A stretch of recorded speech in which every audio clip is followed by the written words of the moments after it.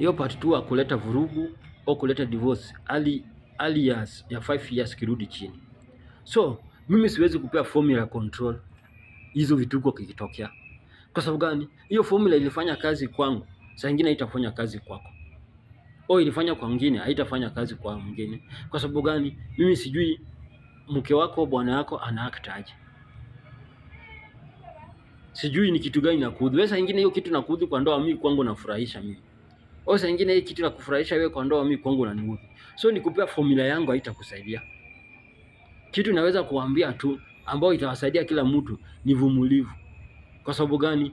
Hapo ni two negative character ina act or two positive character zina act. Solution unaweza pata ni kuenda kwa wazazi ukupea wasia au kuenda kwa mashek kuwapea wasia. Unanipata? Hiyo ndio kitu naweza kueleza. Unanipata? Ya pili, kitu naweza kuambia, kila mtu ni tofauti. Kila binadamu ni tofauti. Kila binadamu hasira zao ni tofauti.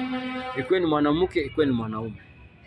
Lakini elewa vitu ambao unaleta vurugu kwa nyumba. Nimesema watu na change wakati wamesawana, kila mtu kuna certificate yake. Hapo ndio utajua tabia ya bibi yako na bibi yako atajua tabia yako. Atajua zile ulificha na wewe pia utajua zile alificha. Hapo ndio watu na change. Na unanipata? Hapo ndio watu na change. So hizi vitu ziko na tuvumiliane. Hizi vituko iko. Kama nasema uongo kwako hakuna, niandikie comment section hapo. Kama nasema ukweli iko, niandikie section hapo. Na umwambia kila mtu wewe yako ulisolve aje na mimi yangu nilisolve aje. Unanipata? Si mtu akwambia marriage ni pesa, si pesa. Kuna maskini na wataka kwa marriage. Si marriage mtu akwambia marriage ni ABCD. Hapana, bila yako na work kwa marriage, si ina work kwa mwingine. Bila yako umefail kwa marriage, si bila umefail kwa mwingine. Sile bila bwana wako yuko au bibi yako yuko, si kama bila mwingine yuko na bila mwingine yuko. Na remember, kwa sisi Waislamu tunaamini na haya Mtume sallallahu alaihi wasallam anasema, mwanamke au mwanaume atapewa bibi au atapewa bwana kulingana na karakta zake, kulingana na tabia zake. Mwenyezi Mungu ametueleza kwa Qur'an hivyo.